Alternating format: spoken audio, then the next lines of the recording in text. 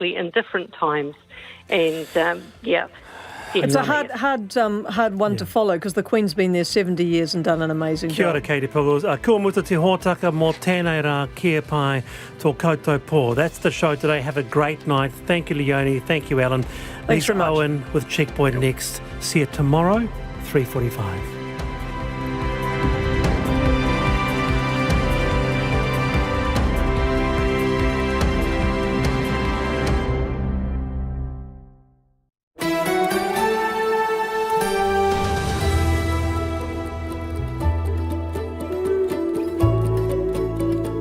Kei te whakarongo mai koe ki te reo irirangi o Aotearoa. This is Checkpoint on RNZ National. I'm Lisa Owen. Haere ake nei, a woman wanted over the murder of 2 children whose bodies were found in suitcases is in custody in Korea, but she isn't a citizen there. Thousands of people are queuing to walk by the Queen's coffin in Ranana, London, will cross there live. Recession averted, the economy's bounced back, but there could still be a sting in the money monster's tail. Why can't officials tell us which berry brands are potentially contaminated with Hep A? New Zealand Food Safety joins us and we'll get some expert advice on what to do with your excess soupy boiled berries. Check us out live, Sky Channel 83.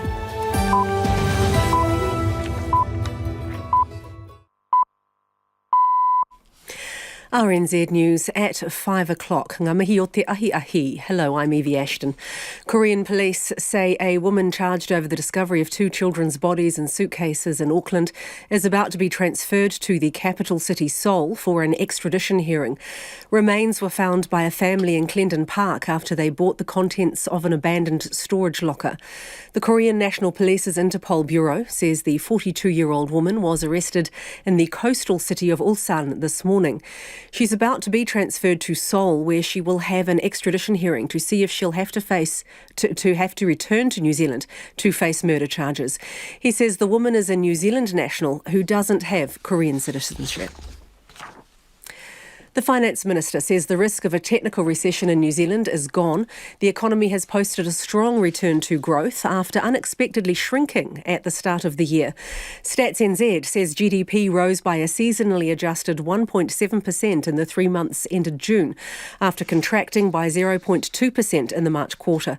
Grant Robertson says while New Zealand isn't heading into a recession, work to strengthen the economy continues. What we do now need to do is make sure that we build on what has been a much better quarter for the New Zealand economy, acknowledging that there are people who found it hard in 2022, but the fundamentals are strong. Tourism's coming back, our international education sector's coming back. I think there's every reason to be optimistic. Today's reading came in well above consensus forecasts of 1% growth and is at the top end of expectations. Thousands of mourners continue to solemnly file past the coffin of Queen Elizabeth II, with the queue stretching more than 4 kilometres through central London. The casket lies in Westminster Hall, the oldest part of the Houses of Parliament, draped in the royal standard, and will be there for 4 days. Earlier, King Charles and other senior royals walked behind the coffin, carried on a horse-drawn gun carriage from Buckingham Palace to Westminster. The honorary president of Ngāti Rānana, the London Māori Club, will be at the Queen's funeral on Monday. The group has already met at the New Zealand High Commission in London. The president, Esther Jessup, says being able to gather together at a time like this, so far from home, is reassuring. People are subdued, I think. People feel subdued because I think, in one way or another, we're all affected, really, by her passing. Esther Jessup says she knows people want to talk about the future of New Zealand's relationship with the monarchy, but she believes that is for another day. Nurses silently protested over pay equity issues as the Health Minister fronted up to a nurses' union conference today. Andrew Little spoke of the immense pressure the workforce is under and answered questions. As he did, 5 nurses held signs at the back of the room displaying a 2019 date when they say pay equity issues were meant to be addressed. Central Region Delegate Grant Clockley says nurses remain frustrated. It was just to politely and silently remind the Minister of how annoyed members are with his reneging on the back pay agreement for the PE. Nurses have been fighting for gender pay equity for 4 years. St John's chief executive says the loss of an on-duty ambulance officer in a crash is hard to stomach. The two-vehicle crash involving a car and an ambulance early on Wednesday morning just south of Cambridge claimed the lives of both drivers. Dan Ose says there was nothing untoward indicated by the ambulance monitoring system before the head-on crash. He says the officer and attendant were unable to send a distress signal, and the first St John knew of the crash was from a 111 call. In sport, a delay by Jamaican netball officials in applying for New Zealand visas has forced the rescheduling of the first test against the Silver Ferns. The two sides were due to play the series opener in Hamilton on Saturday, but the three-game series will now start on Sunday, with Jamaica expected to arrive here on Saturday. Game 2 will be played in Hamilton on Monday. Producing winning back-to-back performances has eluded the All Blacks this season, but skipper Sam Cane and his side are determined to change that against the Wallabies in Melbourne tonight. A win will see the All Blacks wrap up the Bledisloe Cup for a 20th straight year. We haven't always had great success here, so being a two-match series compared to the three, this first one is critical. And Triathlon New Zealand remains hopeful it can turn Hayden Wild's Commonwealth Games silver medal into gold. As Felicity Reid reports, the organisation is still awaiting the outcome of an appeal over a penalty which cost Wild victory in Birmingham. Triathlon New Zealand lodged the appeal last month and is still awaiting a decision from World Triathlon, but no firm timeline has been given for the process. The national body says the appeal doesn't seek to overturn England's Alex Shee's gold medal, but rather seeks to have the race result amended to provide 2 gold medals, one for Yee and one for Wild. TriNZ believe Wild was incorrectly given a 10-second penalty at the end of the cycle leg in Birmingham for unclipping his helmet early, a decision which ultimately cost the Olympic bronze medalist a Commonwealth gold. That's the news. Tonight on Nights, Peggy Raval is on the line from Canada, where the Queen's death is reopening the debate on the role the monarchy will play in that country. Our Changing World looks at the role forestry might play in a future free of fossil fuels. And while we worry about CO2 here, our astronomer Alan Gilmore tells us about the discovery of CO2 signs of life on another world. On Nights with me, Brian Crump, after the news at 7 on RNZ National. This is RNZ National, funded through New Zealand On Air. We're on radio, rnz.co.nz, and on your mobile.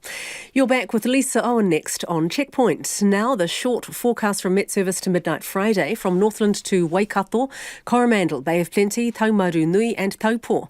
Fine apart from isolated showers clearing south of Auckland tomorrow morning. Taihape, Gisborne and Hawke's Bay. Showers mainly about the ranges with possible thunderstorms clearing tonight. Showers returning in Gisborne and Hawke's Bay tomorrow afternoon. From Taranaki to Wellington and for the Wairarapa, mainly fine. A few showers about Wellington and Wairarapa tomorrow morning and in the afternoon. Nelson, Marlborough, Canterbury. Fine today. Showers spreading north along the east coast tomorrow morning, then elsewhere from tomorrow afternoon. Bulla and Westland, a few showers today, mainly fine tomorrow. Fiordland, Otago and Southland, showers in Fiordland and the south coast, spreading elsewhere tonight, becoming fine tomorrow afternoon. Snow possible above 500 metres overnight in Southland and Clutha. And for Te Kohu, the Chatham Islands, cloudy periods, a few showers, mainly tomorrow morning and afternoon. The time is 7 minutes past 5. Our next news headlines and traffic is at 5:20. Kia ora rā e ho, tēnā koutou katoa, nau mai haere mai ki Checkpoint e tēnei rā, ko Lisa Owen tēnei. New Zealand police are seeking the extradition of a woman in Korea in relation to the deaths of 2 children whose bodies were found in suitcases in Auckland. The 42-year-old woman was arrested early this morning and police are intending to charge her with 2 counts of murder. The children's remains were discovered last month by an Auckland family who'd bought the contents of an abandoned storage locker. Lucy Seo has been speaking to police in South Korea. The Korean National Police's Interpol Bureau in Seoul says the woman was apprehended in an apartment in Ulsan, a city in the southeastern region of the country. Assistant Inspector Soo-jun says the 42-year-old woman is a New Zealand national who does not have Korean citizenship. An arrest warrant was issued after a request from New Zealand Police.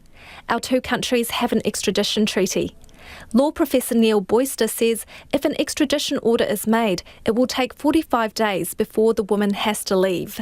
and whether she is able to argue that she's unable to be extradited because she's on humanitarian grounds, there is an exception in that regard in the extradition treaty.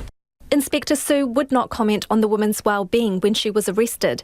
He says she's in custody in Ulsan, but will soon be transferred to the Seoul Central District Prosecutor's Office. He would not say whether she has a lawyer yet. Human rights barrister Tony Ellis says it's hard to say how long the process will take. He says it's largely dependent on how the woman responds to the arrest.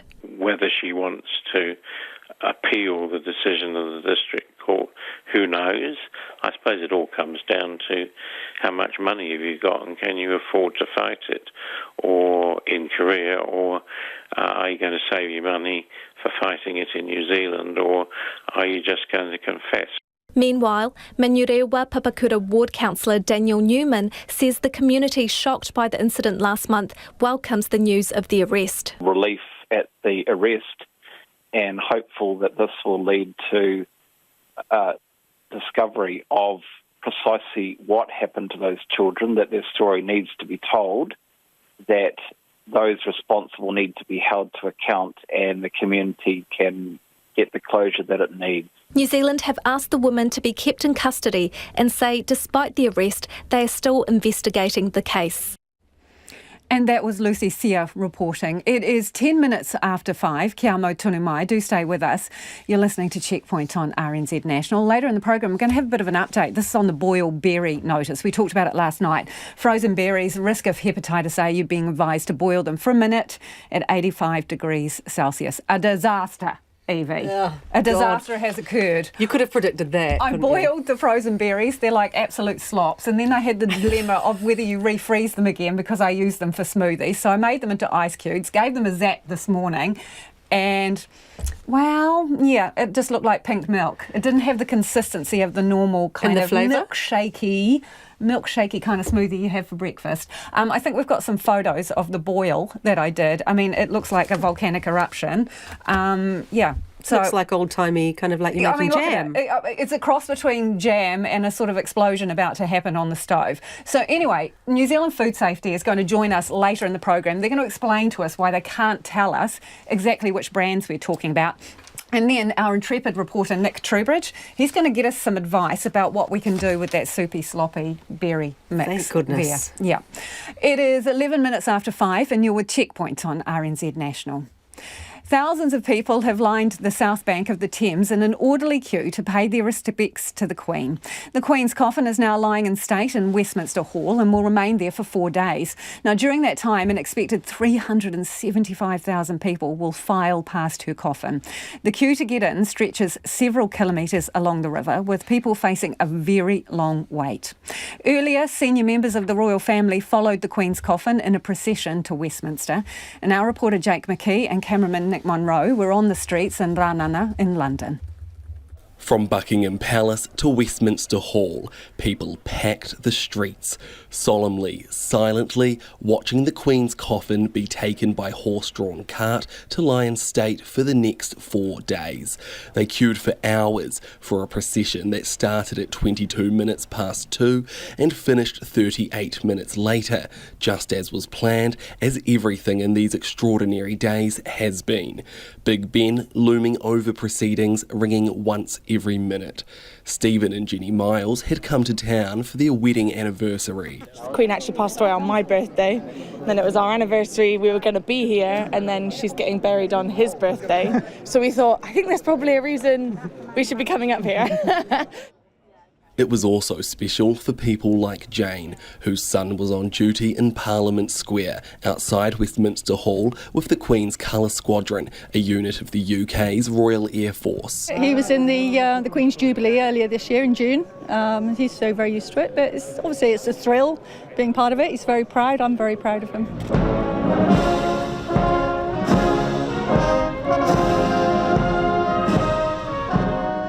The public pressed into the gates lining the streets to see what they could of the procession on a warm London afternoon. Obviously Prince Philip was during COVID, so there was no big occasion when Prince Philip went.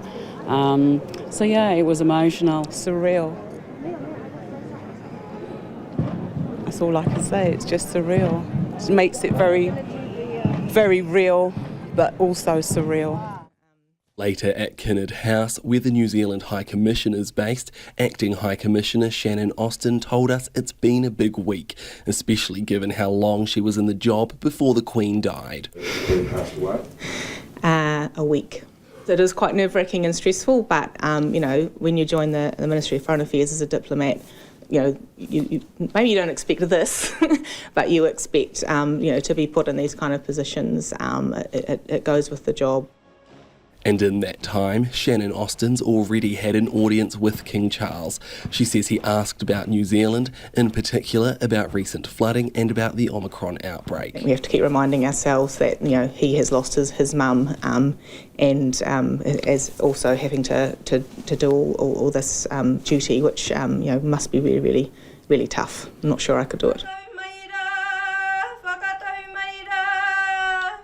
The London Māori club Ngāti Rā Nana then welcomed media to its weekly meet-up. Its honorary president, Whaia Esther Jessup, had a unique relationship with the Queen and will attend Monday's funeral, the call coming from a staff member at the High Commission. She rang me and I had no idea what it was going to be about. And when she put it to me, I said, pardon? Pardon? And she repeated it, and of course, and I said, oh no, oh goodness me, there are so many other people over here doing great things for New Zealand, why me? She says Ngāti Rā Nana being able to gather together at a time like this is reassuring when they're so far from home. I think people are subdued, People feel subdued because I think, in one way or another, we're all affected, really, by her passing. Esther Jessup says she knows people want to talk about the future of New Zealand's relationship with the monarchy, but she says that's for another day.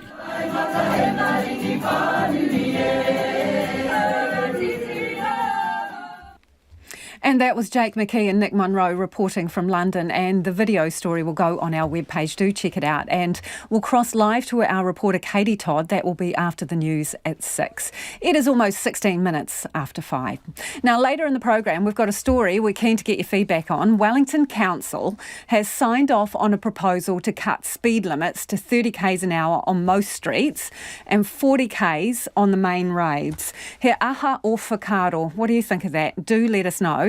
Text us on 2101 or you can email checkpoints@rnz.co.nz. So 30 k's an hour on most streets, 40 k's on the main roads. Recession averted. New Zealand's bounce back, but if you've got a mortgage, don't get out of the brace position just yet. Aotearoa's economy grew 1.7% in the past 3 months, defying more pessimistic forecasts, and it's a complete turnaround on the slump experienced during an Omicron-riddled March quarter. Opening the borders nudged growth along, but anyone who's visited a supermarket lately will know that that is not the only number nudging up. The cost of food and groceries grew a budget-busting 8.3% on the same time last year. So is all of this good or bad news, and who for? Well, joining us now to translate is ASB Chief Economist Nick Tuffley. So Nick, is it crisis averted? No recession? Well, at least not in the first half of this year. But I think the thing we need to remember is that there's a lot of noise and volatility and shocks that we've been experiencing. Going forward, growth will be weaker than this because we've still got more impacts of rising interest rates to follow through, and we've still got some of those cost pressures eating into our wallets as well. So, Nick, is it potentially, could we still face a recession just a little later down the track? Our view is that we'll keep on growing. It'll be very moderate growth going forward. We've got a couple of things happening in the economy. We've obviously got the pressure on households, and that's higher interest rates and the cost of living. But on the flip side, we are seeing some really encouraging signs that some of those sectors that have been really crushed, which is things like tourism earnings, are starting to pick up strongly. In the rural sector, particularly the dairy sector, is literally creaming it as well. So the growth, it defied forecasts, including your own. Why was that, do you reckon? Well, we're expecting about 1.2% for the quarter, so a pretty decent rebound. I think some of the things that's been very hard to get a handle on, things like particularly just the full impact of that border opening up. So we've just probably seen a little bit more strength in the measured numbers than what we're anticipating in some areas where there was likely to be some strength coming through. So look, it's encouraging to see this, and I think the thing we've got to remember is that there's still life in the economy, but we're still grappling with the challenges of not enough people to do some of the work, so some sectors are being constrained by that. And we have got those household pressures sort of shifting where the growth is likely to be coming from over the next while. As a result of this GDP result, you are now expecting what to happen with interest rates? Well, we were expecting that the official cash rate would end the year at 4%. You know, the directions around that view were generally more up than down. We do think the Reserve Bank will do more action next year. So we're expecting a 4.25% cash rate in the early parts of next year. You know, it's off the back of some signs that the economy encouraging. It looks like it's got a bit more resilience this year than what many of us were expecting. Could the OCR go higher than that, do you think? Oh, look, it could quite easily. It's been a case, I think, over the last 6 months where it has tended to be quite surprising how much we've ended up seeing forecasts for the OCR go up. But we do think that in the early parts of next year we should be getting near the top if we're not there at that point. Grant Robertson said in July most economists believe that this level of inflation represents the peak of this cycle. Have we peaked in terms of inflation, Nick? When you're looking at the pure annual headline number, yes, most likely. But the issue for the Reserve Bank is just how long it's going to take and how much effort it is to get inflation back down below 3%. We think that's going to be taking until sometime in 2024. So you're talking about several years of inflation being above that 3% target band. So the persistence, it's really key, and that's what the Reserve Bank's really having to lean very hard against is that things like that tight labour market, strong wage pressures, the cost that's putting on businesses is likely to linger, even though we're seeing some of the really extreme things like petrol prices are coming down and fingers crossed some of those supply chain issues start to abate over the next little while. But it's still a challenging picture for the Reserve Bank. Kia ora rā, good to talk to you. That is ASB Chief Economist Nick Tuffley there. It is almost 21 after 5 and you're with Checkpoint on RNZ National. Homai o whakaaro, we would love your feedback on anything you've heard on the program this evening. If you are in the Wellington area, let us know what you think of those speed changes. 30k's in most streets, 40k's on main roads. And while the economy is growing, but the downside for some people will be mortgage rates. With ASB, they're predicting that the OCR could go up to 4.25% as a consequence. Do let us know your thoughts on that. What pressure will it put on your household? 2101 on text. Tweet us at Checkpoint RNZ, or the email address is checkpoints@rnz.co.nz. Evie standing by with the headlines. Ko Evie anō tēnei.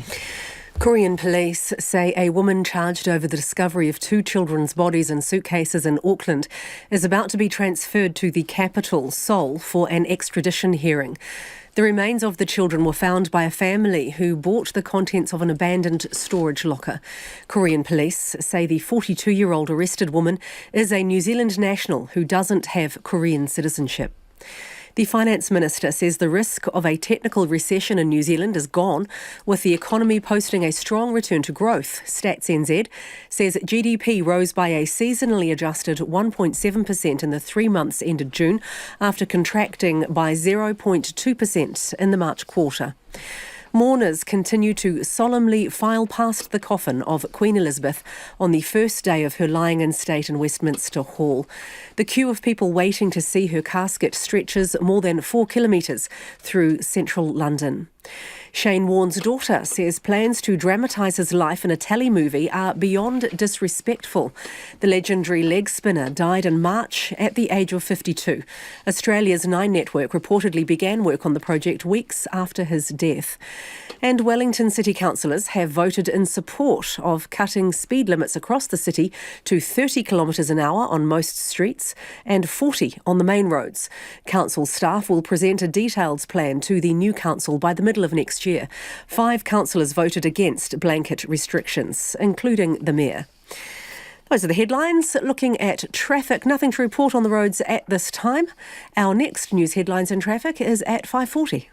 Ngā mihi, Evie. You're coming in hot with all your feedback about boiling berries. We'll get to some of that in a minute.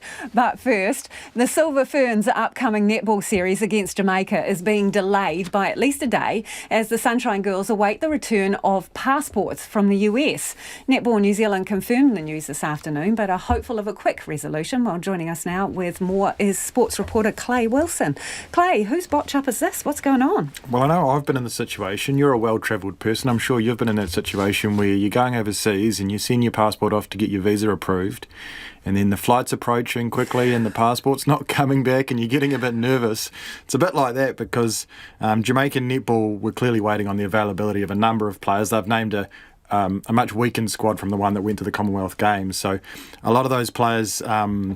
the availability was up in the air, so they waited till yesterday, really the 11th hour. The series starts at the weekend to name their squad, and that's meant to delay in sending the passports away to Washington, where they have to go to Washington in the US to get their New Zealand visas approved, and delayed their arrival to here into New Zealand.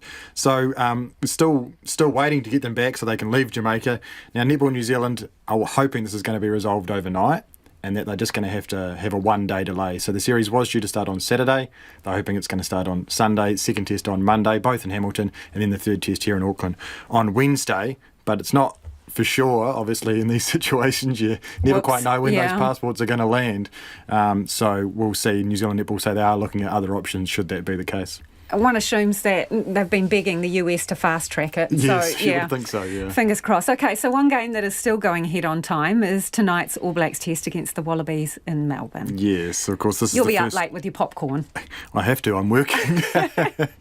But yes, this is that first Bledisloe Cup test, and the All Blacks trying to win back-to-back games for the first time this year, and a pretty good reward if they can, because they can wrap up the Bledisloe Cup for a 20th straight year. 2 decades that reign will go on if they can wrap up that. Well, the flip side of that is that's absolutely catastrophic then, is it not, given the rain? Well, if it comes to an end, yes, of course. And I mean, the All Blacks, I guess, have had an up and down year, so the chances of that are happening, but the flip side of that is the Wallabies haven't had a great year either, so the All Blacks are still going to go into this game as favourites off the back of that performance in Hamilton, probably their best performance against Argentina of the year, and the Wallabies, their last performance was a loss to South Africa, and they've been struggling as well. So I guess on that, a lot of people have been talking about the chances of Australia's chances, their best chance in years to take the Bledisloe back, and probably they're right based on what the All Blacks have done, but they're going to need to do some improving of their own to try and take it back. Late kick-off tonight, as you noted, 9:45. So those fans that are staying up here in New Zealand to watch will hope they'll be rewarded with the Bledisloe being wrapped up for that 20th straight year. Clay, as you leave, write the score on the back of that paper and hand it to our producer. We'll hold you to account tomorrow. That is Clay Wilson with Sports News. It's been very confusing, a food safety notice about the risk of hepatitis A from imported frozen berries, but no specifics about which brands or from what countries. Now, people are being advised to boil their frozen berries for a minute at 85 degrees Celsius or above before eating them. It follows 3 cases of Hep A in people who regularly consume imported berries and are linked by virus genotyping. Well, joining us now is New Zealand Food Safety Deputy Director Vincent Arbuckle. Kia ora, Vincent. Kia ora, Lisa. So how do you know exactly that it is the berries that are the cause of Hep A in these people?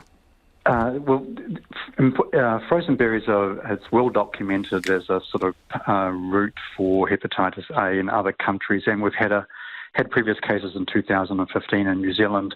There's been careful checking with the 3 cases, their food history.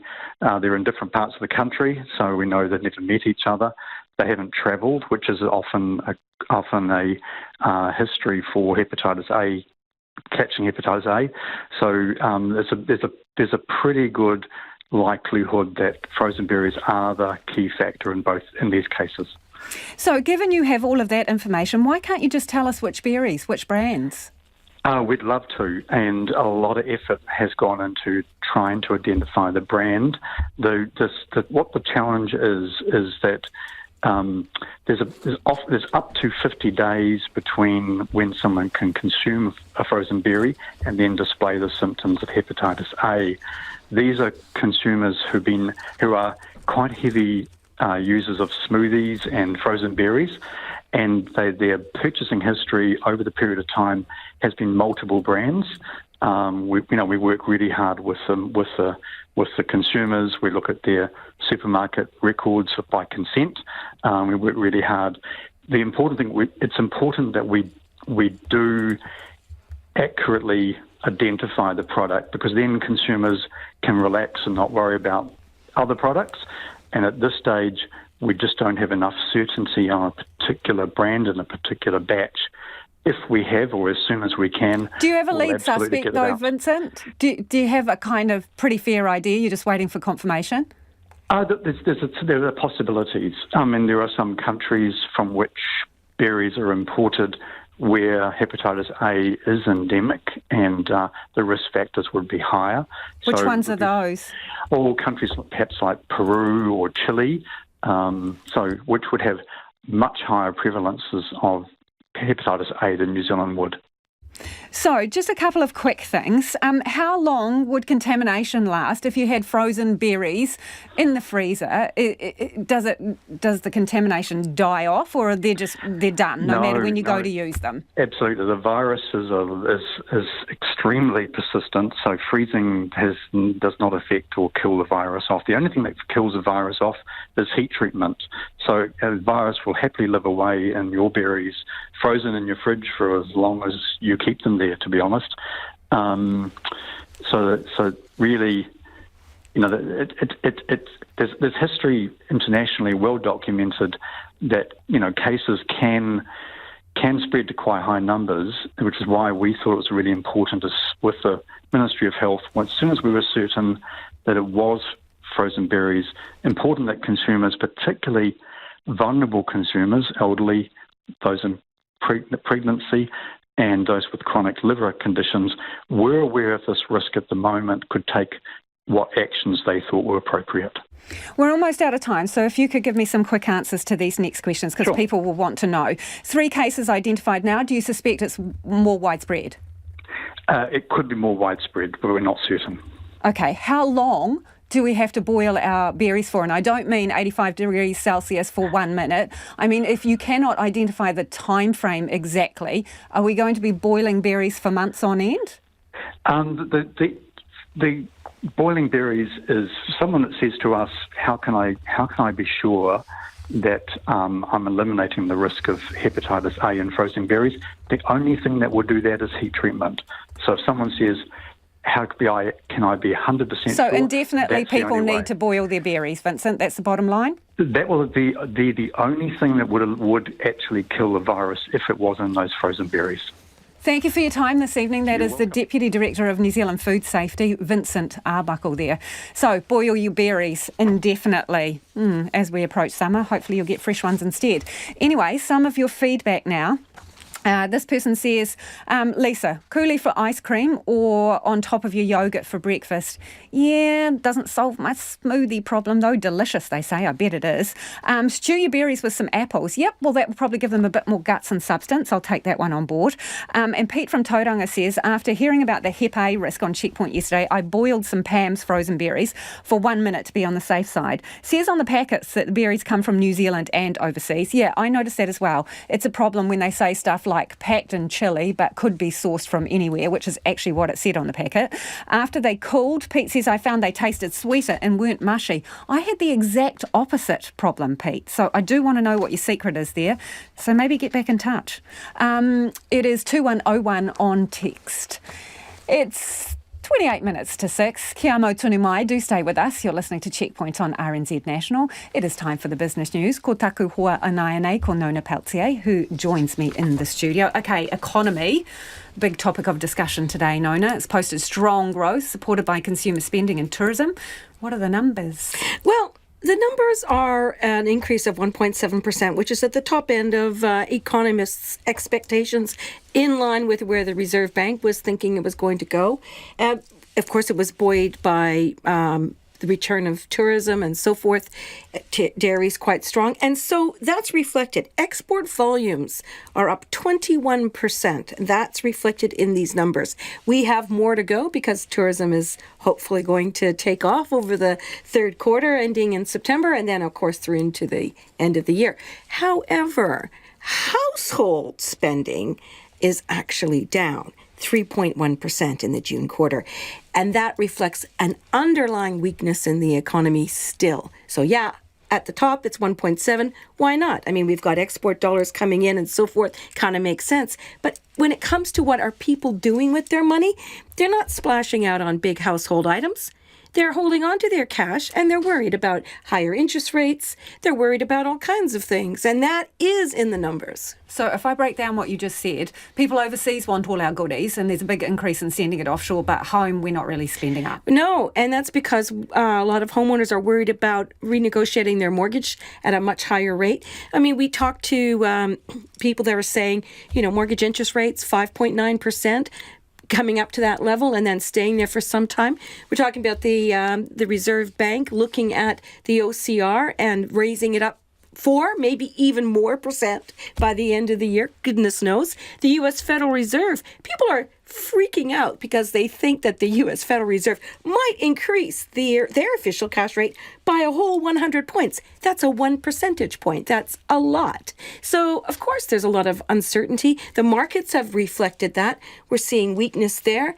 And, of course, in the New Zealand dollar, which is great for exporters. That's also helping our numbers, but that doesn't mean that the economy is, going full guns. Okay. This one we don't have much time for, Nona, but big business appears to be navigating current economic conditions better than small operators. It really comes down to who they can hire. Big business, they're spending more on wages, and they're offering up really nice, flexible work environments for their people. Small business, they don't have the deep pockets, and they can't offer the flexibility that their big competitors can't. So that's the difference right there. And is that going to change? Not until we open the doors and there's a flood of immigrants coming in and house prices go crazy again. That's in a fantasy world, though, Lisa. I don't think that's going to happen this quarter or next.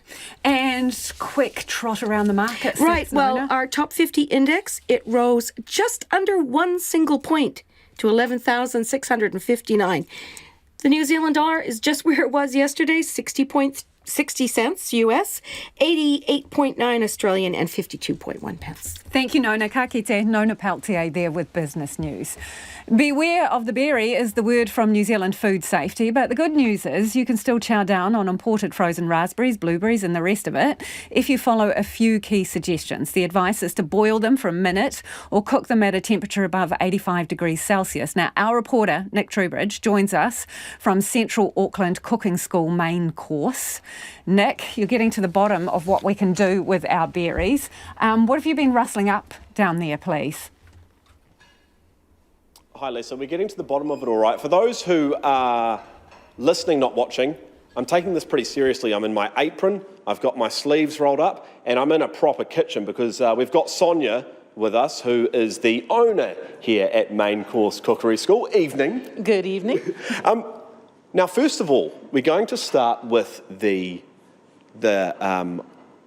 sort of problematic part in this whole berry bungle, whatever you want to call it. The smoothie. So Sonia is going to talk us through very quickly, because we've got something else later. We've got a second course. How are we going to cook a smoothie, or make a smoothie, I should say, blend a smoothie with frozen berries? Let's start. All right. Now, we've had a notice saying that we should get our berries up to 85 degrees and hold them there for 1 minute. Now, to do a smoothie, usually you just take your berries straight out of the freezer, plonk them in your blender, and off you go. Now, to do them the way that we've been notified to do, you need to take your berries and heat them up. Mm-hmm. So once you've got them nice and hot, keep them there for a minute. Now, that will make them go a bit slushy. Yeah. Right. Which is what if people, again, are listening, not watching, Lisa tried this morning, and and they went slushy, all right. It turned into a sort of a stew that she then tried to put in her blender, and it was a bit of a disaster. But carry on, Sonia. Sorry. Right. Now, there's 2 ways to do something about that. You can just leave them slushy, okay? Let them cool down a bit, and then pop them in your blender with your smoothie ingredients, and pop in a few cubes of ice. Okay, probably maybe about 6 or 7, and that'll give you your crunchiness or that berry. That sort of frosty sort of thing that people like. That you want. That's it. Option 2, though, is... Option 2, take all your berries when you get them from the supermarket, turn them into the slush, then pop them into little freezer bags and freeze them in portion sizes, and then just take them out and pop them into your blender when you need to make your smoothie in the morning. That way you're not messing around and waiting for the freezer. So heat up to the temperature that we're being advised to heat them up, then snap freeze them back in the freezer. But the key as well was make sure they are cool before you put them back in the freezer, so you're not defrosting other things in the freezer with the steam, right? Absolutely, you got that, Nick. Yeah, right. And again, for the benefit of those of you who are listening to the show tonight and not watching, we're talking, we've got blueberries, we've got strawberries, we've got a few, no raspberries in there, but we've got raspberries over here. And I did say there were other things, because of course there are other things you can still make despite this warning, because it's all about heating the berries up to 85 degrees so you avoid the bugs. The grand reveal, please, Sonia. What have we got on the oven? Talk us through it. Well, though I am now a Kiwi, I was actually born in Canada. So I've got my favourite Canadian thing, blueberry muffins. Ooh, all right. Here they come, everyone. Bated bread. Sonia's in the oven. They are looking absolutely delicious, nice and brown on the top. A little bit of raw sugar on top, was it? Tell us what you do. Yeah, I put some demerara sugar on top. Demerara doesn't melt so much. It gives a nice crunchiness to the topping so that when you bite into it, you get that nice sugary crunch to start with. And I don't put too much sugar in the actual muffin because don't want too much sugar, do we? So, but you still want that sweetness. So to still get the sweetness, just stick the demerara on top. Totally. And the last bit of advice from Food Safety New Zealand is, of course, basic hygiene, washing your hands in the kitchen before you handle these things. You run a kitchen here. You've got a class, in fact, in about 20 minutes. How important is all of that to you just generally day to day anyway?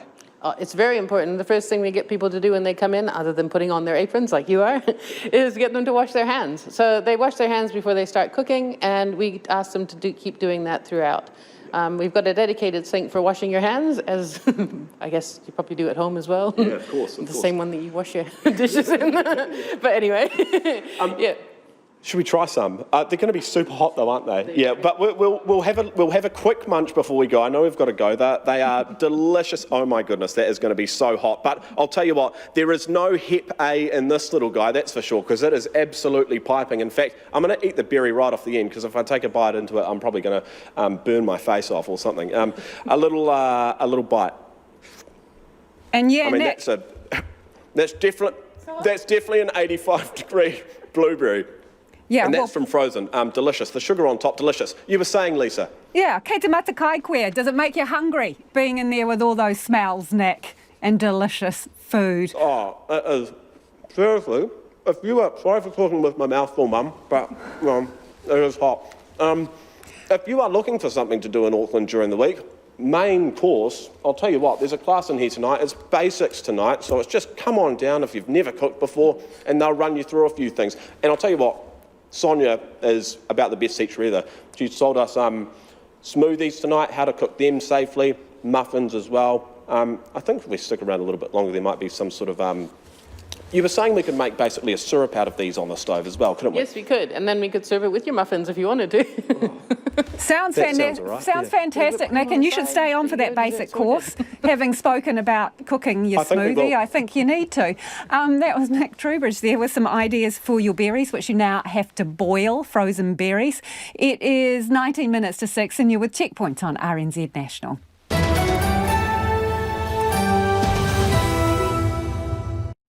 Or do send us your feedback. We'd love to hear from you on anything you've heard on the program this evening. 2101. You can tweet us at Checkpoint RNZ, and the email address is checkpoint@rnz.co.nz. Evie's been taking notes during that cooking lesson. Here she is, though, with the headlines. Bring some muffins back. Yeah, exactly. Ko Evie anō tēnei. Kia ora.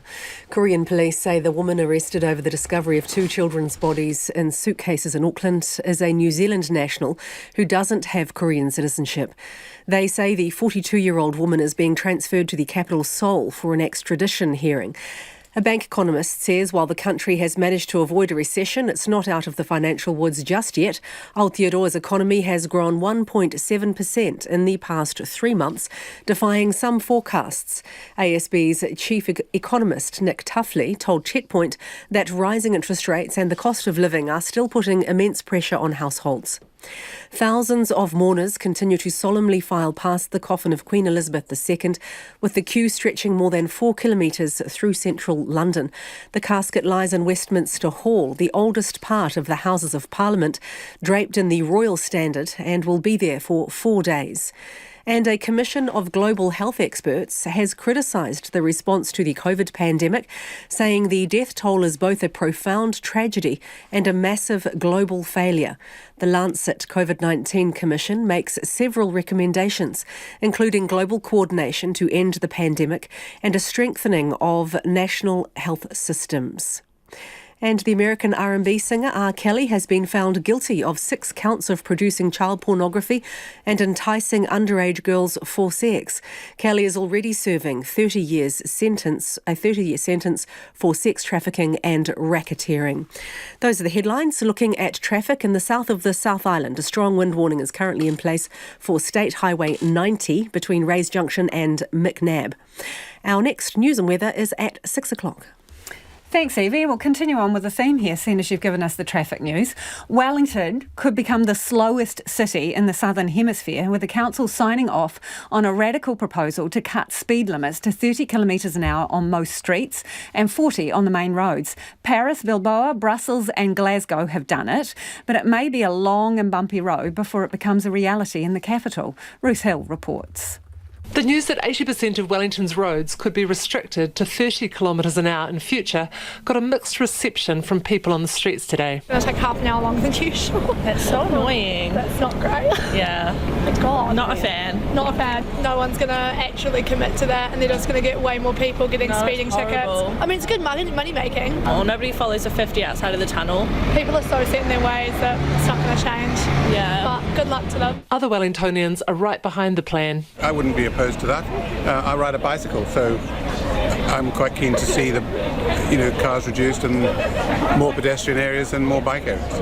I live in the CBD and I think it's a fantastic idea. We should have everywhere to be able to walk and bike.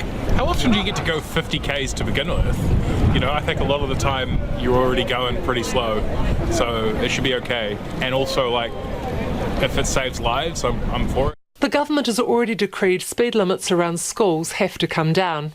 The chair of the Planning and Environment Committee, Iona Pannett, says the danger for kids is not limited to the area immediately around school. It doesn't make sense to only make part of the journey safe. Particularly our children need to be safe for the whole journey. It just doesn't make sense to have those black spots, and certainly there are many parts of the city where the journey to school is a little bit hair-raising. However, the vote was not unanimous. 5 councillors opposed the blanket restrictions, including the Mayor, Andy Foster. To see as well, I think 40k across all the arterial streets is, for me, is going further than I would like to go. It would be interesting to see how pans out in terms of the consultation. Councillor Sean Rush fears there's a risk it will take longer to get safer speed limits around schools if the council gets caught up in protracted consultation over a blanket speed restriction. And Councillor Diane Calvert questioned whether anyone would actually keep to the lower speed limits. Who's going to police this? Because I don't think the police you can't even get them to come out to a burglary. However, most councillors were in favour of cutting speeds. Councillor Terry O'Neill said her friend James, who's 27, had his life changed forever 10 years ago when he was hit by a car and suffered skull fractures. It's really interesting to be handed a map today and be able to see that a particular route that changed my friend's life forever 9 years ago, had we had these changes in place. So there might have been a different outcome. And before the plan was presented, councillors heard from a man who was knocked off his bike in a hit and run at a notorious intersection in Karori in 2020. David Young pleaded for them to make the streets safer. I did get back on my bike. It took probably, first of all, it was sort of about really 12 months before I could, but by the time I recovered from the the pelvis fracture, but also getting enough strength in my shoulder to actually be able to control the bike. The detailed draft speed management plan will go to the new council next year ahead of wider public consultation and a final sign-off. If it does, it will be mid-2024 before the new signs go up and speeds come down. Okay, that was Ruth Hill, and boy, you've got some thoughts on this one. Not mincing your words. Let's go with this one. I cannot believe that WCC continual determination to hassle drivers out of cars, reduce speeds. Oh my God. It would be wonderful if they harangued the poor drivers who drive through red lights, who don't use indicators, those who drive large SUVs, tanks and buses in unsuitable streets, those using phones at lights or when driving. There is no way I will ride a bike around town. I used to. Now it's totally unsafe. Buses, taxis and large farm tanks are unsafe on our roads here. Appalling driving. Bikes, really? Weather unsuitable, roads unsuitable, hills unsuitable, an ageing community unsuitable. Well, that's cheery, isn't it? And this person says 30 k's is appropriate for congested zones with people walking across roads from shops, etc. It'll be safer. But Fiona's got in touch to say, I will not vote for any councillor who voted to lower speed limits unilaterally across the city. The most ridiculous thing I've heard. Some people are trying to run businesses, impossible on a bike, bus or train. We need to drive, and this council seems to think only bikers are important. They are completely insane, and I am furious. Yep, I picked up on that one, Fiona. Thank you for getting in touch. Do keep your feedback coming on that one. On the subject of berries, you are asking, is there a guaranteed safe berry? I don't want to put you crook on this.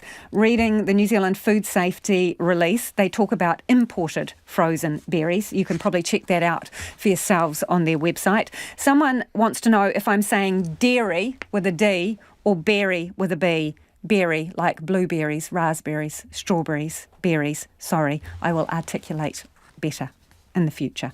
And Lynn says, just throw the berries out, not worth getting sick over it. Buy New Zealand next time. The labelling's a bit difficult, Lynn. Can't always work it out. So do keep your feedback coming, 2101, or tweet us at Checkpoint RNZ. St John is paying tribute to one of its ambulance drivers killed in a head-on collision in Cambridge yesterday. The driver of the other car also died on a stretch of State Highway 1. Waka Kotahi says safety improvements along the road are happening, but they're waiting for funding for an alternative route. Waikato reporter Leah Tebbit has more.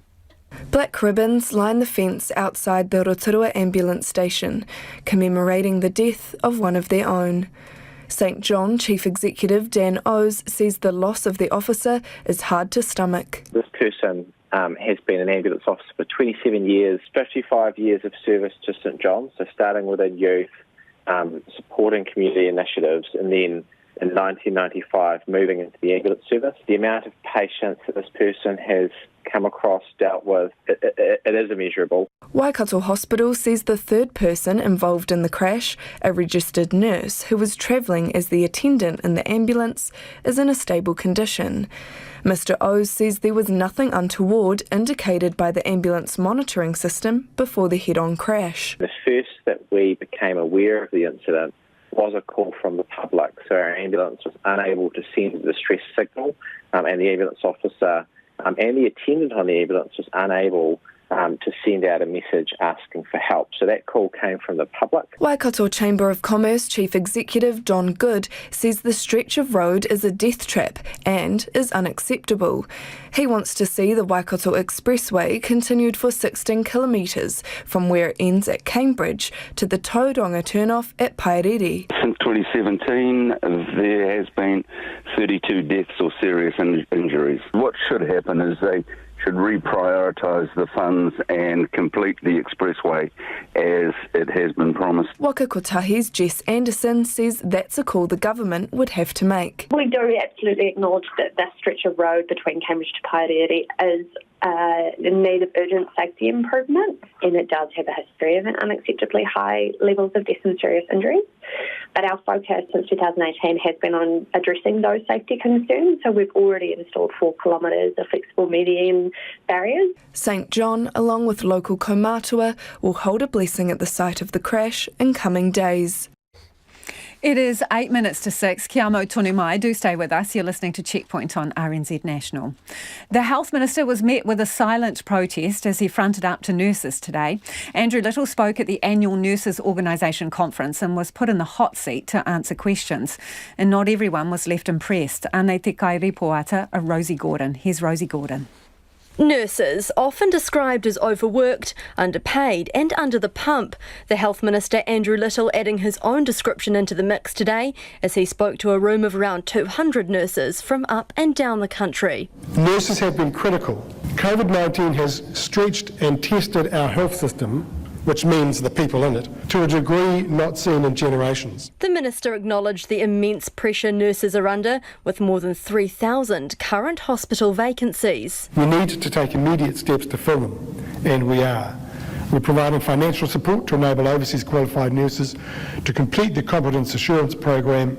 We've changed the immigration rules so it is easy for nurses to come here and get residency. Some nurses weren't impressed. So much work's gone on with, like you look at the construction industry and getting them across the line and trained without fees. And I think nursing could seriously benefit from having that sort of focus. Catherine Chapman is a community nurse in Auckland. She says while she'd never leave the profession, she worries about the very real impact hospital staff shortages could have on patient outcomes. Our Māori whānau will go there and sit there and not tell them how bad it is, and they'll sit there for hours until it's too late. Nurses also asked the Minister about a 4-year fight for gender pay equity, a long-running dispute that's now before the Employment Relations Authority. There is a disagreement between us, and that's a perfectly legitimate thing to happen.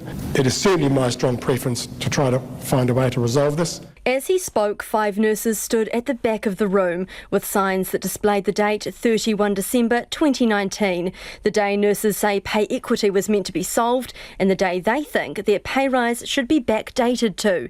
Grant Clockley, who is a nurse and Central Region delegate, explains that decision. To politely and silently remind the Minister of how annoyed members are with his reneging on the back pay agreement. The union told the Minister nurses have in the past not felt heard. Today, Andrew Little pledged to include nurses in decision making and says he's told Te Whatu Ora to do the same. Hopefully it should be easier with a single organisation covering the country, so I've made that expectation very clear. Nurses say while that is promising, it's about the action that follows those words. There needs to be a lot more progress fast because the workforce is extremely stressed and exhausted. Any change needs to be sped up. Both the Minister and nurses leaving the conference in agreement that things need to change. And that was Rosie Gordon reporting. The new King's sons have put on a united front in the days following the Queen's death, making 2 public appearances side by side. Princes William and Harry have had a strained relationship in recent years, but royal commentators hope their unity in the last few days is a sign of things to come. Crystal Gibbons has more. They walked side by side behind their grandmother's coffin as it made its way to Westminster Hall to lie in state. The same walk they took 25 years ago behind their mother's coffin.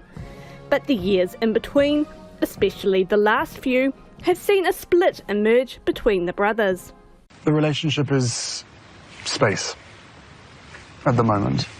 That from the now infamous Oprah interview where Harry and Meghan made damaging claims about racism in the royal family, prompting this with Prince William. Is the royal family a racist family, sir? We're very much not a racist family. The Queen's death has brought the brothers back together, appearing in public for the first time in more than a year for a walkabout with their wives outside Windsor Castle. Royal commentator Richard Fitzwilliams is hopeful it's a sign of things to come.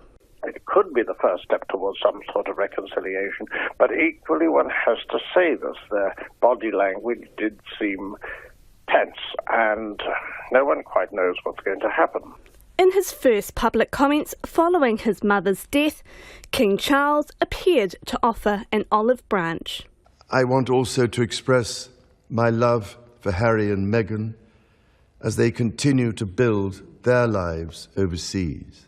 GB News royal correspondent Cameron Walker says the King's phrasing was particularly interesting.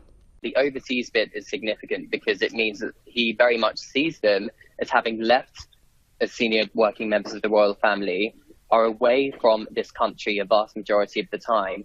And therefore, it was kind of alluding to the fact that King Charles is very much going to create this slimmed down monarchy, which we've heard so many stories about in recent years. Later, Harry offered a touching tribute to his grandmother, the Queen, and also acknowledged his father's new role. King Charles's position means Harry's children are now eligible for the titles of Prince and Princess.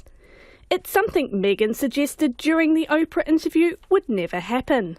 But where Richard Fitzwilliam sees a possible reconciliation coming unstuck is if Harry goes ahead with releasing his memoir, which is expected out in November. It's very difficult to see how such a book could be handled without causing controversy that would be distressing to the royal family. Potentially more damage on the horizon, which could make this reconciliation short-lived.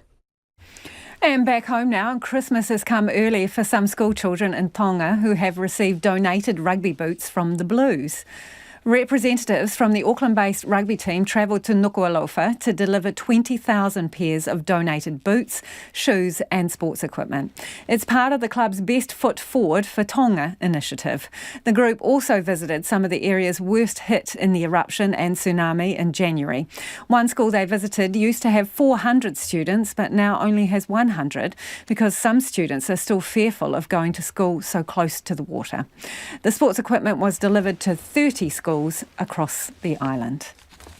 What a fantastic initiative. Some of your feedback now on the Wellington speed limits. Well, it's coming in thick and fast. This person says new speed limits just beyond stupid. If you want to drive another nail into the death of Wellington City, this is the way to do it. Other side of the coin, I think it's brilliant and very sensible. As a mum with a young child and a cyclist, I have long thought speeds on our windy, narrow streets are too fast. The safety of our tamariki has to be a priority alongside making it safer for us all to walk, bike, scoot around the city. Thumbs up on that one. This one says the new speed limit's absolutely ridiculous. For one thing, Wellington is generally so gnarled up you move at about 20 kilometres an hour. On the subject of berries, frozen berries, cooking them destroys vitamin C. Also, if they're contaminated with fecal matter, this person says, you're still consuming that fecal matter, only it's boiled. Yuck. I shudder to think about that. And the overriding message people say, bye New Zealand. RNZ News at 6 o'clock. Kia ora tātou, ko Evie Ashton tēnei. Korean police say a woman charged over the discovery of 2 children's bodies in suitcases in Auckland is about to be transferred to the capital Seoul for an extradition hearing.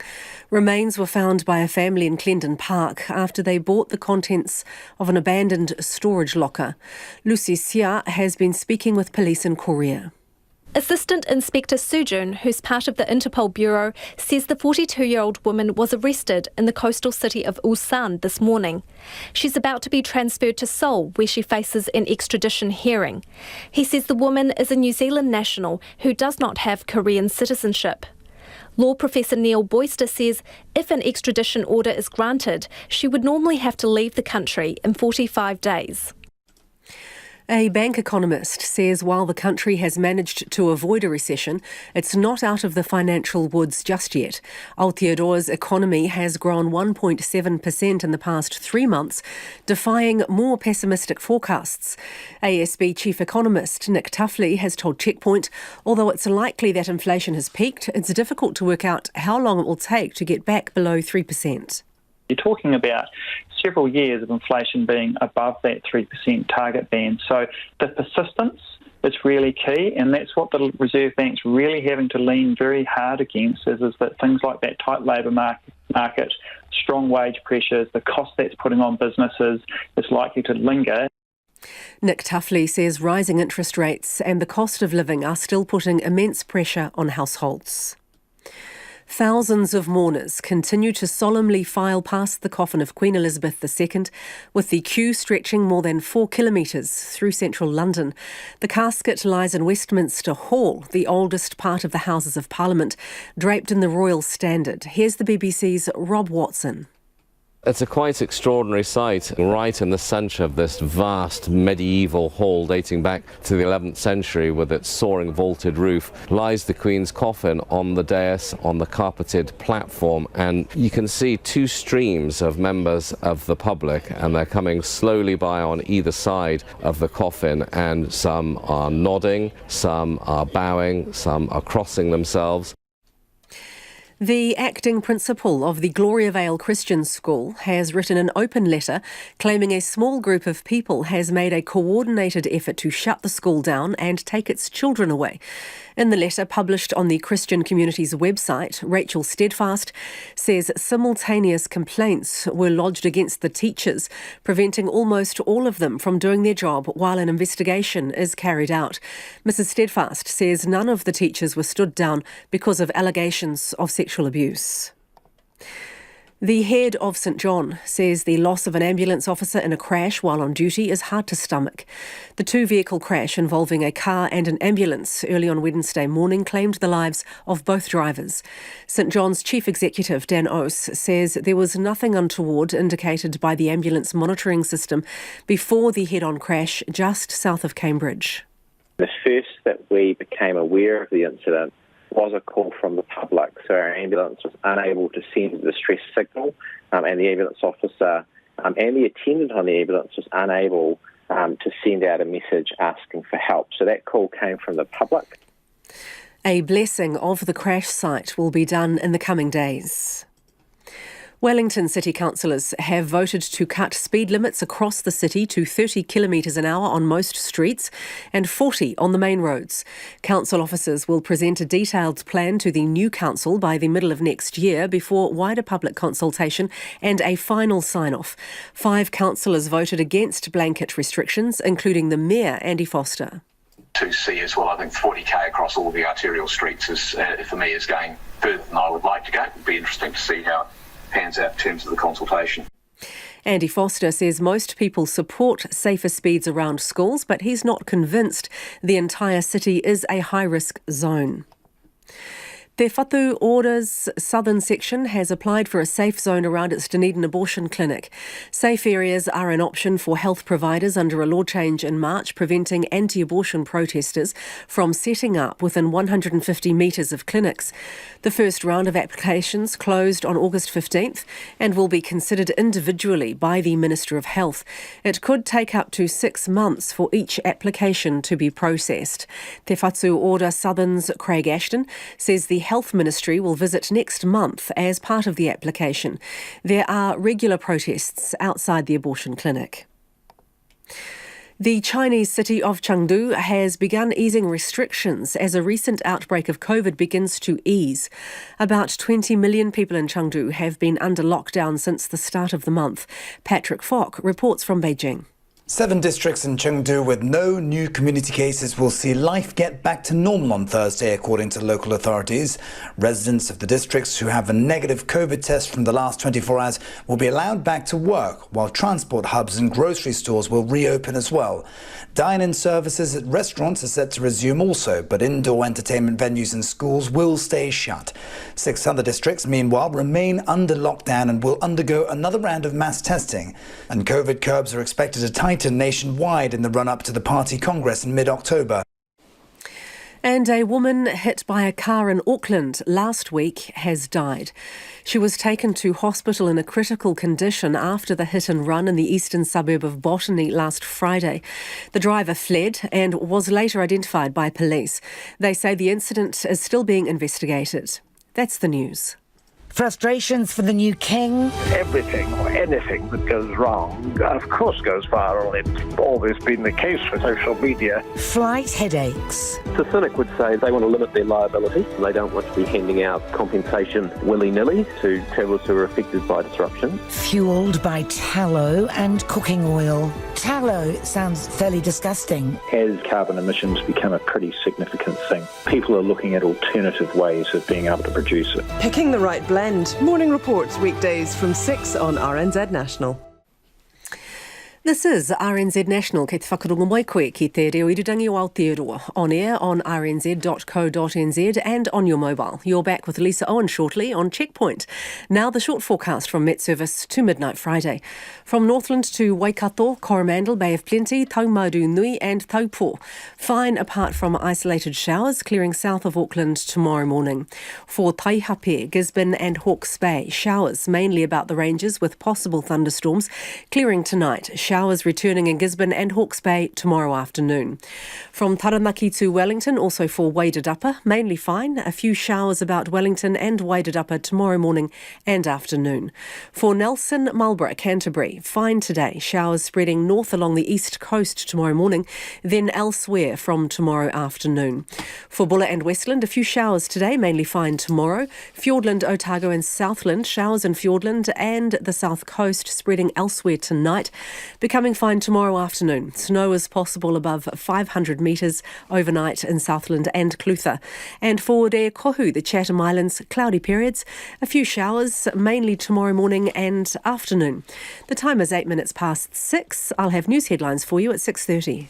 Nā mihi, Evie. No mai, hoki mai. This is Checkpoint, ko Lisa Owen tēnei. Thousands of mourners have been paying their respects to Queen Elizabeth as she lies in state in Westminster Hall. The Queen was taken there in a procession from Buckingham Palace as Princes William and Harry, along with King Charles, walked behind the coffin. And the queues of people waiting to view the coffin stretched several kilometres along the south bank of the Thames. The BBC's Nicholas Witchell has this report. In a setting that is so familiar, where so often and so recently there has been celebration, today an event of the greatest solemnity. On the pavements around the palace and along the Mall, spectators were quiet and still.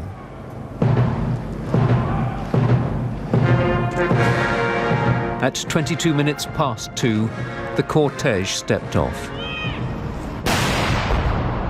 A field gun sounded, and the great bell known as Big Ben tolled.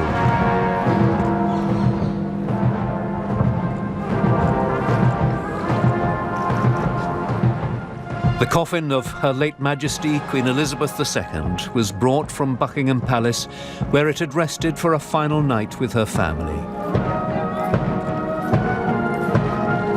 The coffin was borne on a gun carriage. On the coffin rested a wreath and the imperial state crown.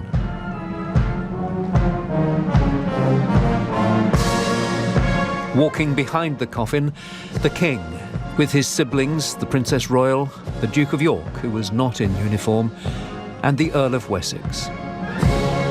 And in the row behind, Princes William and Harry, walking together 25 years after they'd followed the coffin of their mother to her funeral.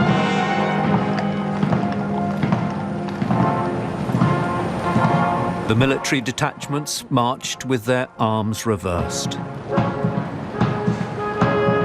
The cortege passed along the length of the Mall, dressed on either side with Union flags.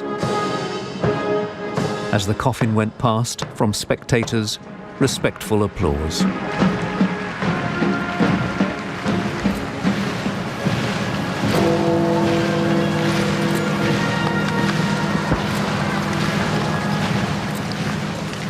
From Horse Guards, the cortege passed through the archway and onto Whitehall.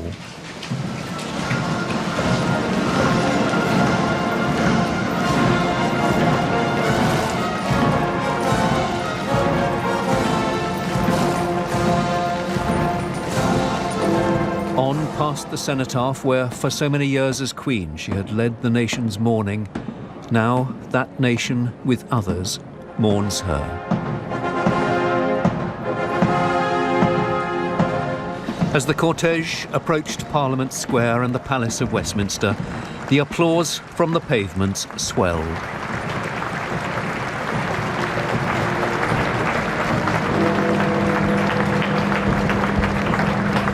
Many of those who were watching had travelled from afar, feeling an overwhelming obligation to be present, each wanting to be part of this moment in the nation's history and leaving with a precious memory.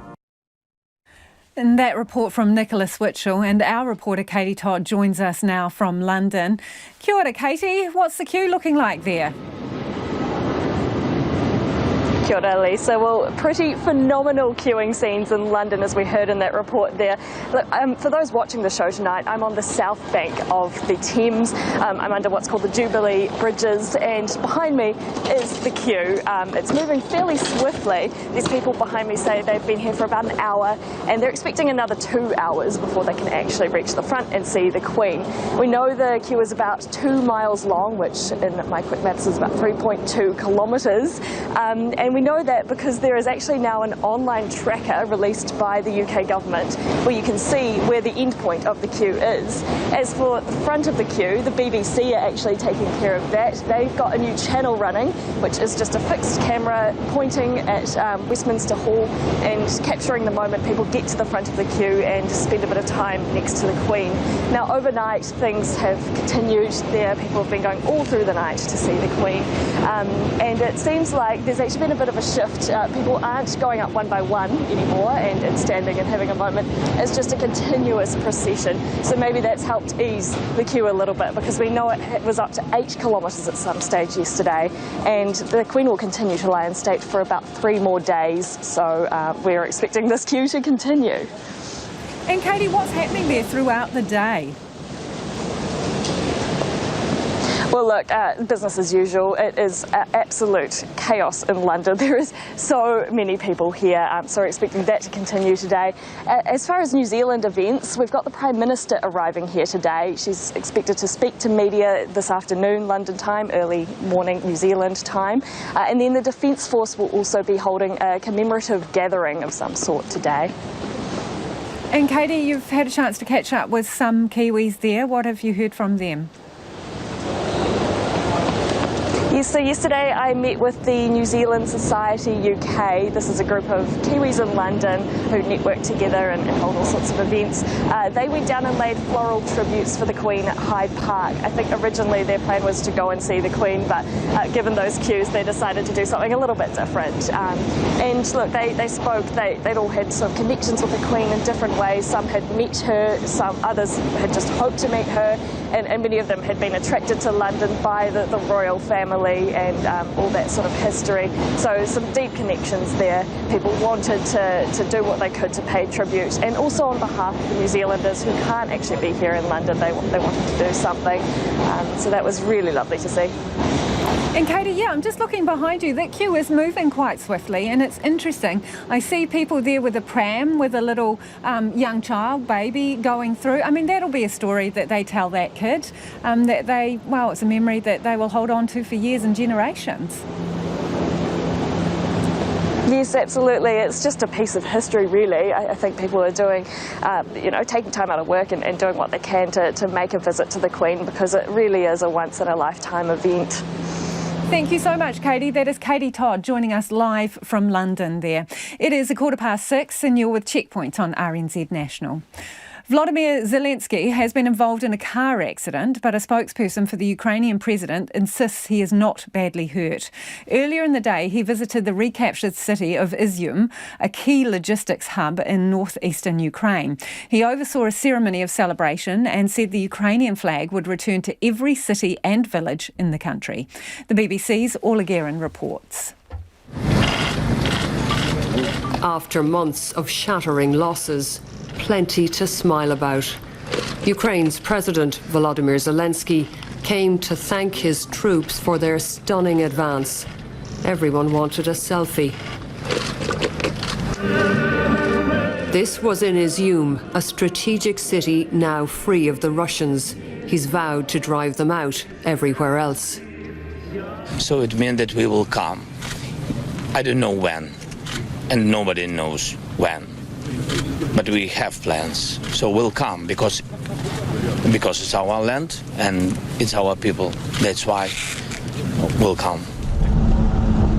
But liberation is still new, and in some areas still tense. We managed to reach the village of Lipsy, along a road lined with destruction. The Russian border is just a few miles away. The area was only freed on Sunday.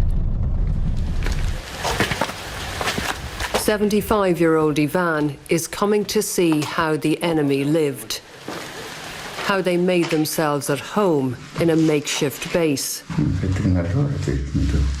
getting a glimpse of their fitness equipment and the washing they left behind. He says the Russians could come back, and he's weighed down by worries. Конечно, обязательно. I'm worried about everything, not just people, but animals and birds and the soil which was shelled. They're destroying everything. Это очень больно. It's really painful. It's even hard to breathe. Nearby, the spot where the occupiers did target practice. Local people say there were Russian and Chechen forces here. The conditions are pretty squalid. They've left a lot of ammunition boxes behind. Some of them even fled without their boots, which were left outside. But over here on the wall, one interesting detail, a single word which someone has written in broken English: sorry. Galina says they should be sorry. Her garden used to be carpeted with lilies. Now it's littered with the debris of a Russian attack. She tells me the occupiers hid in the trees and fired day and night. I'm not the way I was, she says. I haven't recovered. They haven't broken me, but I am lost deep down in my soul. Now, somehow, Galina and her neighbours must rebuild. But the trauma of occupation is writ large here. Orla Guerin with that report. The World Health Organization says the end of the COVID-19 pandemic is in sight, but experts say while the drop in the global case numbers is encouraging, now is not the time to ease up on infection control measures. The ABC's Oliver Gordon reports. A 22% drop in global COVID-19 deaths in just 1 week has health experts feeling optimistic. One of those is Deakin University's Chair in Epidemiology, Catherine Bennett. We still can't be absolutely sure what's around the corner, but we're certainly have entered into a phase where we've had more stability and more of a consistent trend globally than we have seen probably since this first wave, since the pandemic started. Professor Bennett is backing comments made by the World Health Organization's Tedros Ghebreyesus. He's now using some of the most positive language we've heard since the pandemic began. Last week, the number of weekly reported deaths from COVID-19 was the lowest since March 2020. We have never been in a better position to end the pandemic. We're not there yet, but the end is in sight. It's not just global death numbers falling. The UN Health Agency's weekly pandemic report shows reported new cases were well down too. It says there were 3.1 million new cases, a drop of 28% week on week. But rather than telling the world to celebrate, Tedros Ghebreyesus is using the encouraging new data as a call to arms. If we don't take this opportunity now, we run the risk of more variants, more deaths, more disruption, and more uncertainty. While the global drop in reported case numbers is encouraging, Kirby Institute epidemiologist Greg Dorr says the numbers could be influenced by a reduction in testing. There's been a huge decline in testing in many settings around the world, so it's hard to sort of really get a good gauge on the number of cases. He too will wait until at least the end of the Northern Hemisphere's winter before even thinking about the so-called end of the pandemic. I think the next 6 months will give us an enormous amount of information about how the pandemic will play out. But we need that next several months to fill in the picture. He's also keeping a close eye on China. We have a country with 1.4 billion people in China who've had a relatively limited epidemic to date. So there could be enormous further burden of disease in China to have a large epidemic there in the coming months or years. Catherine Bennett hopes that talk of the pandemic finishing doesn't consume the narrative too much. This is a human pathogen that we're going on to live with. This isn't about it's over, therefore we just get on with business as usual. She says the best way for us to avoid a return to the bad old days of lockdowns and restrictions is to stay vigilant. I think I'll put a mask on. I'm going to the supermarket. I'm going to see more than 30 people, so I'll wear a mask today. And I think if we can develop that culture around the virus going ahead, going into winter, for example, then I think we'll be in a much better position to face any new surges that might come and stop them from turning into big waves. In 2014, a podcast was released that became a global true crime phenomenon. Serial told the story of a US teenager sentenced to life in prison for the murder of his girlfriend. Now, prosecutors say they have doubts about his conviction. The BBC's David Willis explains. This is a Global Tel-Link prepaid call from Adnan Sayed. From This American Life and WBEZ Chicago, it's Serial. One story told week by week. I'm Sarah Koenig. Adnan Sayed was 17 years old when his ex-girlfriend Hae Min Lee was found strangled 23 years ago. Despite emphatically denying any involvement in her death, every appeal he has filed has been denied, and Mr. Sayed has now spent more than 2 decades in a Baltimore jail, where he may have been destined to remain were it not for the 2014 release of a true crime podcast called Serial, which, as well as focusing worldwide attention on his case, also cast doubt on his guilt. Now, after re-examining their own evidence, Baltimore prosecutors say they've uncovered information which points to the involvement of 2 other suspects in the case, and which has caused them to question the integrity of Mr. Sayed's conviction. They're now calling on the judge to vacate Mr. Sayed's conviction and set him free pending a retrial of the case. Great podcast, that one, really worth a listen. Now, among all the tributes to the Queen Elizabeth, one character has definitely endured. Along with flowers and notes left for the Queen, there have been countless Paddington bears. The BBC's Colin Patterson looked at why, at the time of international mourning, Paddington is so prominent. Here, there, Paddington Bear. Even a marmalade sandwich for a monarch. From Balmoral to Buckingham Palace, Michael Bond's much-loved children's character has become a widespread part of tributes to the Queen. This is very special. It's my father's original notebook that he had when he started writing A Bear Called Paddington. And the writer's daughter is in no doubt as to why people are using a bear to show they care. One of the last times most of us saw the Queen close up was when she did that marvellous sketch during the Jubilee celebrations. And because that was the final image of the Queen for many people, that's what they remember, and so they associate her with Paddington. I always keep one for emergencies. So do I. I keep mine in here. It's causing the royals some problems. We're hearing they're sort of saying, please don't bring any more cuddly toys or marmalade sandwiches. Well, it is a bit worrying, really, thinking what's going to happen to them, to all of them. Perhaps if people started, instead of leaving the bears, which is a wonderful thing to do and a very kind thought, but perhaps leaving messages instead and maybe making a donation to one of the Queen's favourite charities. And your father had his own long-standing links with the Queen. He did, because my father worked for the BBC, and when the Queen's coronation took place, my father was actually working on the outside broadcast, so he was at Westminster Abbey for the Queen's coronation.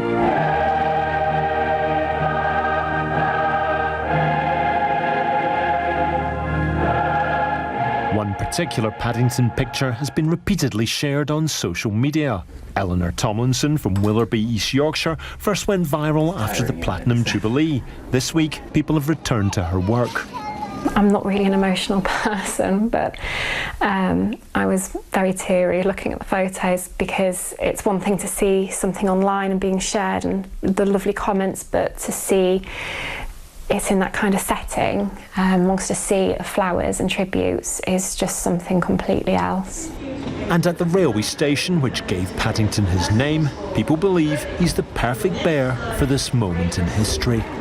I think that it's marvellous that the opportunity to engage children with this as well, and a lot of children had done pictures with the Queen and Paddington, and one that just caught my eye and I took a picture of it. It just said, "Paddington, I've done my best, now take me to my husband." Paddington is this British bear who loves London, who loves the marmalade, who loves the Queen, loves the royal family. I don't really know what it is. It's pretty nice though, isn't it?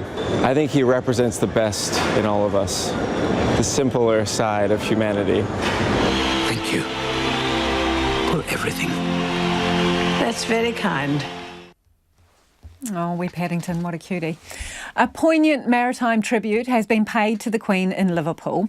Vessels gathered on the River Mersey to take part in a 1-minute chorus of horns and whistles in tribute to Queen Elizabeth II.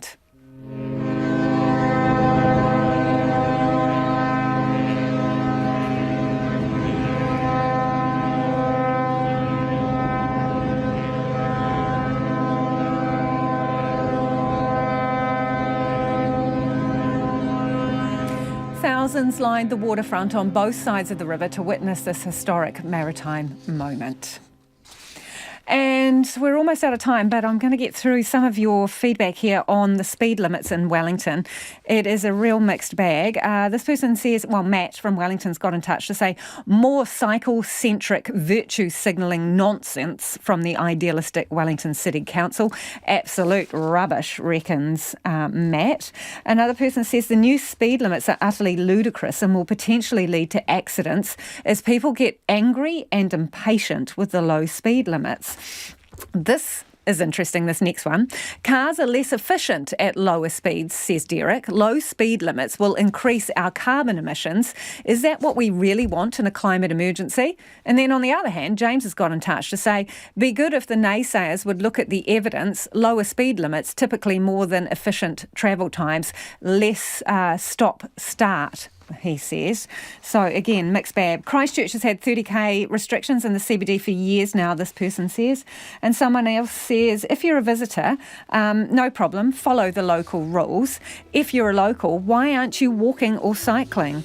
And the person who boiled their berries and had great success has got in touch to say they defrosted them first, let them thaw naturally before boiling them. I think that's probably a good idea. Less water, less sloppy, a sweeter result and a thicker brew. So thank you for that. Now the Late News team will keep you updated throughout the night. If you missed anything on the show, you can find Checkpoint on Spotify, Apple or wherever you get your podcast from, because you want to listen back to Nick Trubridge with his cooking tips. And Ko Te Kaupapa Tuatahi o Popo tomorrow from 5 a.m. The First Up team gets tested to find out how their bodies have responded to the COVID-19 vaccine. That's really worth a listen to, 5 a.m. with First Up. And kaua e wareware te atatero i a mātou kōrero. Do check out our website because all our video stories are posted there and lots to read and catch up on. We'll catch you tomorrow. RNZ News headlines at 6:30. Ngā mihi o te pō ko Evie Ashton tēnei. A 42-year-old woman arrested in Korea in relation to the discovery of children's bodies in suitcases in Auckland is being transferred to Seoul for an extradition hearing. The ASB's chief economist says while the country has managed to avoid a recession, with the economy growing in the past 3 months, it's not out of the financial woods just yet. The head of St John says the loss of an on-duty ambulance officer in an early morning crash near Cambridge yesterday is hard to stomach. And the country's food safety agency says it doesn't yet have enough certainty to identify the brand of imported berries responsible for an outbreak of hepatitis A. Those are the headlines. Our next news and weather is at 7.